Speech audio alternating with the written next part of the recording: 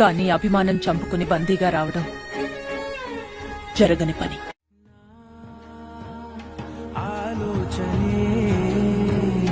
ఈ క్షణం నుంచి మరణం మనల్ని వేరు చేసే వరకు నేను నీ వాణ్ణి దేవసేన. నా తల్లి నాకు నేర్పిన ధర్మం సాక్షిగా మాటిస్తున్నాను. నీ గౌరవ మర్యాదలకి ఎట్టి పరిస్థితుల్లోనూ భంగం వాటిల్లనివ్వను. చెయ్యు.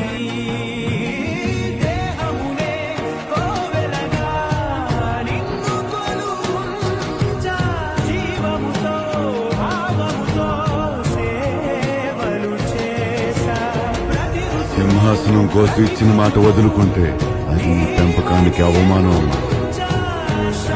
నేనిచ్చిన మాట తప్పను.